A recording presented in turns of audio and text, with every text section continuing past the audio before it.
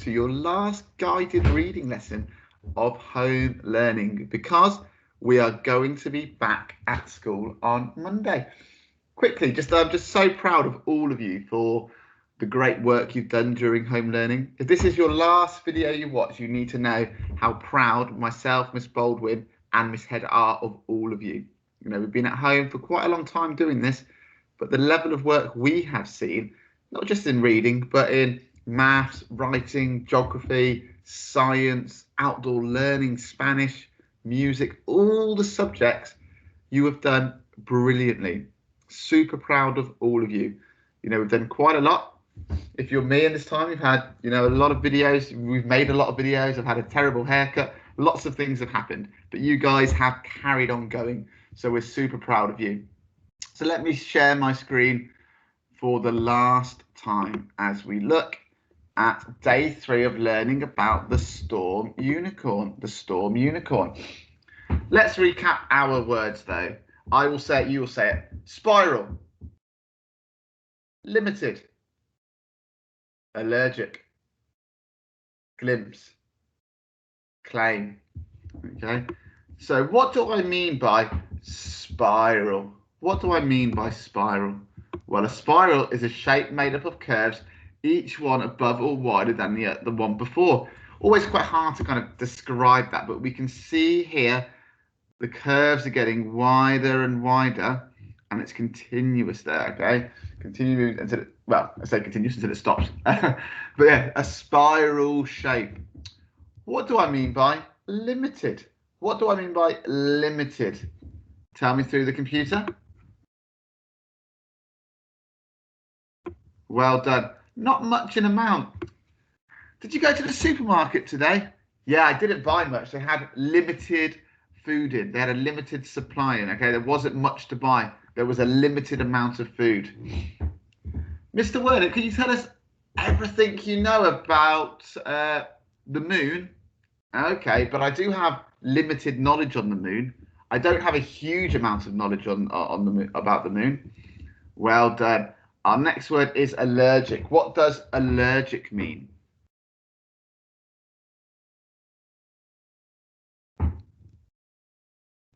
Well done. When a substance makes the body react in not a nice way. I am allergic to peanuts, as I keep telling you, okay? And that's what allergic means. If I eat a peanut, my body will not react in a very nice way. What do I mean by glimpse? What do I mean by glimpse? Tell me through the computer. Well done. A glimpse is a very quick or partial view. I caught a glimpse of him, okay? I saw a glimpse of a storm unicorn. It zoomed past me, so I could only catch a glimpse of it. A very quick view. And what do I mean by claim? Tell me through the computer, please. Well done. Claim is to make a statement, normally without evidence. Someone may claim something. The example I've been using this week is, Mr. Wernick claims that putting a banana on your head helps with times tables. It doesn't. It doesn't. Okay. I have no evidence or any proof to support that. But even though that's clearly a silly claim, people do claim things that are real that aren't true. Okay. We need evidence and we need things to support. Okay. Not just making claims. So very important. Anyway, there are our 5 words. What we will do now is play Jump In. Storm unicorns. The storm unicorn is a type of unicorn that is very rare. Physical appearance. A storm unicorn has the body of a horse and a long horn. The horn is usually a spiral shape and sticks out from the middle of its head. Most are a beautiful ebony colour with flashes of gold and silver that look like lightning. As a storm unicorn moves, it sends out showers of tiny electric splinters. Well done. Keep going. Habitats. Like the storm unicorn, the storm unicorn lives in forests. They are very shy and therefore are not often seen. During the daytime, they sleep under bushes or curled up amongst ferns. At night, the storm unicorn emerges and, if you are lucky, can be seen by moonlit pools. They are easy to detect because they make a low rumbling sound as they breathe. And remember, the tech just means to find. Okay, it's almost to see. Diet. Storm unicorns have a fairly limited diet. In the main, they live on leaves, grass, and other forms of vegetation. However, they can also be tempted with apples, and some have even been found to like to eat sugar lumps. If you find a storm unicorn, you must never ever feed it potatoes, as they are allergic to them and will make them seriously ill. Now we're going to play a little bit of Control the Game. I would like you to read, pause if you need to, but read this section, please. Pause if you need to give yourself more time.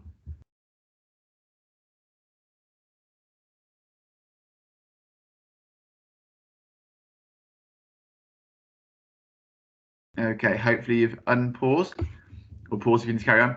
Fun facts. The last known sighting of a storm unicorn was in 1673 by a man called Dr. Dapper, who claimed that he saw one whilst walking in the woods, but he could not prove it. The most amazing thing about storm unicorns is that if you meet one, it can bring you great luck.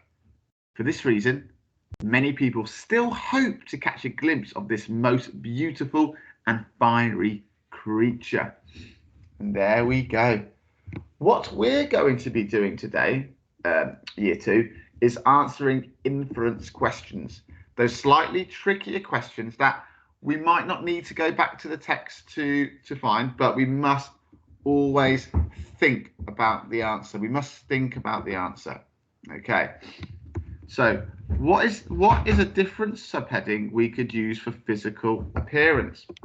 What is a different subheading we could use for physical appearance? So I've read the question twice, so I'm looking for a different subheading we could use for physical appearance. So underline the keywords. Find evidence. I'm not really finding evidence with this question, but I do need to think.